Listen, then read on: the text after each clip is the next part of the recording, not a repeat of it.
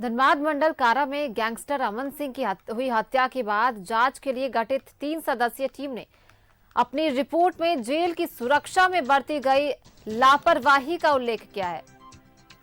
वहीं उपायुक्त वरुण रंजन द्वारा गठित टीम में सिटी एसपी अजीत कुमार, अपर समाहर्ता विनोद कुमार और एडीएम कमलाकांत गुप्ता शामिल थे। सूत्रों के अनुसार डीसी को सौंपी गई रिपोर्ट में कहा गया है कि धनबाद मंडल कारा के अंदर सुरक्षा का सारा सिस्टम ध्वस्त था।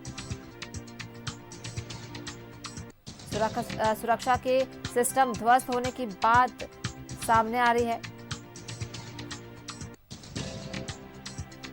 खासकर सुरक्षा में भारी लापरवाही बरती जा रही थी। बाहर से बंदियों को भेजे जाने वाले सामान की जांच कागज पर होती थी और असलियत में ऐसा नहीं हो रहा था। सामान जांच के लिए लगी स्कैनर मशीन का प्रयोग नहीं हो रहा था, प्रयोग ना होने के बराबर ही था और मुलाकातियों के लिए तय जेल मैनुअल का पालन भी नहीं हो रहा था। अगर सुरक्षा मानकों का पालन होता तो शायद जेल के अंदर गैंगस्टर अमन सिंह की हत्या नहीं होती। जांच टीम ने मामले में कई लोगों से पूछताछ भी की है।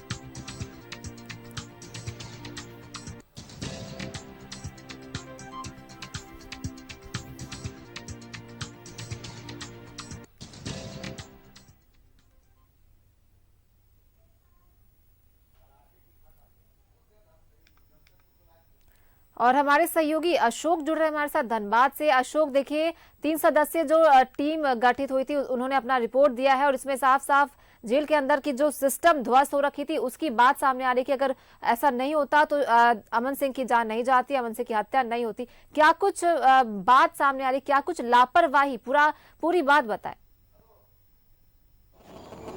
बिल्कुल, देखिए सोनाली, जो 3 सदस्यीय टीम जो गठित की गई थी और डीसी ने खुद गठित किया था, जिसमें city SP Ajit Kumar, ADM Vinod Kumar और हम यह कहें कि अपर समहर्ता जो है एडीएम जो थे कमलकांत गुप्ता और अपर समहर्ता विनोद कुमार थे। और तीनों टीम ने जो है एक गहन जांच की, अंदर में जाके तमाम लोगों से पूछताछ की, कैदी हों या जेलकर्मी हों या जिनको सस्पेंड किया गया है उनसे भी पूछताछ की कि आखिर इतनी बड़ी चूक क्यों यहाँ पर होती है। तो सभी देखिए, जो रिजल्ट आया है, रिजल्ट यही आ रहा है कि जो स्कैनर मशीन है, जो मेटल डिटेक्टर जो लगाया गया था उसका उसमें इस्तेमाल नहीं किया था। जो भी सामान जा रहा था उस सामान एक कागजी तौर पर, एक औपचारिक क्या बोलेंगे, एक कागज पे ही लिखा जाता था कि ये सामान अंदर गया है, लेकिन उसे गहन समीक्षा नहीं की जा रही थी, उससे गहन जांच नहीं की जा रही थी, जिसका फायदा जो है अमन सिंह हत्याकांड में देखने को मिला। और ये भी बताया गया है कि जेल के अंदर काफी लापरवाही बरती जा रही थी। जो भी एक ही शख्स था जेल के अंदर, जो पुलिसकर्मी होता है, सुरक्षा कर्मी होता है जेल का, वही सामान पहुंचाता था।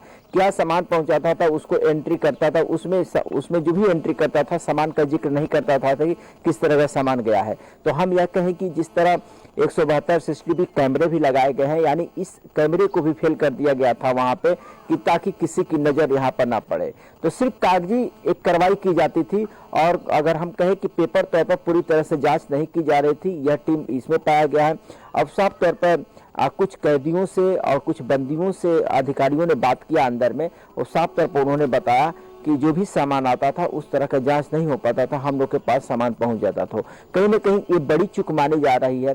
और इसके तत्कालीन अजय कुमार जो काराधीक्षक थे, और हो सकता है कि इन पर भी गैस गिरे, इन पर भी पूछताछ चल सकती है, क्योंकि इसके पहले भी 6 दिन पहले इनका ट्रांसफर हुआ था और उसके बाद भी ये घटना घटती है। तो कहीं ना कहीं एक बड़ी चूक मानी जा रही कि जेल के अंदर आखिर कैसे पिस्टल पहुंचता है और ऐसा क्या चीज है कि जो आप लोगों ने स्कैनर मशीन भी लगा हुआ है उसका भी वहां पर इस्तेमाल नहीं हो रहा है, जबकि उसे इस्तेमाल करना है। ये सब जांच में पाया गया है और जांच रिपोर्ट कल देर शाम तक जो है आईजी को सौंप दिया गया। डीसी द्वारा यह बता दिया गया कि जो हमने जांच किया 3 सदस्यीय टीम द्वारा, यह मैं सपोर्ट कर रहा हूं कि जो सूत्रों से जो जानकारी मिली है, जानकारी जो सूत्रों से मिली है, तो इसमें यही पाया गया है कि ये खामियां थी। जो मेन गेट है वहां तो जांच होता था, लेकिन अंदर में कैसे सामान किया जा रहा है उसका जांच नहीं होता था। तो कहीं ना कहीं हम ये कहें कि एक बड़ी चूक है, या प्रशासन की मिली भगत है, या प्रशासन चाह रही थी कि अमन की हत्या हो जाए।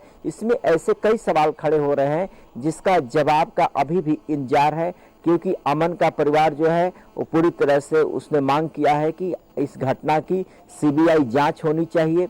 जिस तरह रितेश यादव को बुलाया जाता है जेल के अंदर और अंदर में जाता है और वार्ड नंबर 3 में उसको शिफ्ट कर दिया जाता है, तो यानी रितेश यादव को कैसे पता था कि हमको वार्ड नंबर 3 में शिफ्ट किया जाता है। और इसी मामले में विकास बजरंगी और सतीश साहू उर्फ गांधी को भी कल रिमांड पर लेकर पूछताछ किया, केस रिमांड में लिया गया है, यानी एक और केस उसके ऊपर हो गया है।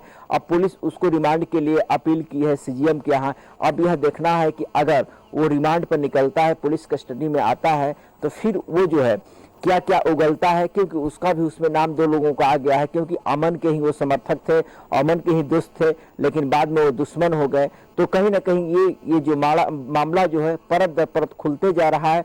हो सकता हो कि सोनाली और लोगों का इस केस में नाम आए, क्योंकि जिस तरह पूछताछ चल रही है तो ये बड़ी मामला है। और उसी को लेकर आज जो है जिनके जी बिल्कुल अशोक, तो ये साफ पता चल रहा है कि कल तक अधिकारियों की मिलीभगत सामने आ रही थी, उनकी लापरवाही सामने आ रही थी, आज सिस्टम के बदहाली की भी जो सुरक्षा में चूक हुई है वो भी सामने आ रही है। अब ये सवाल तो खड़ा करता है कि आखिर प्रशासन की मिलीभगत थी या सब कोई मिले हुए थे या उनकी चूक थी, क्योंकि इतने बड़े जेल में और इतनी लापरवाही कहीं ना कहीं मिलीभगत की ओर इशारा भी करता है। बहुत बहुत धन्यवाद अशोक तमाम जानकारियों के लिए।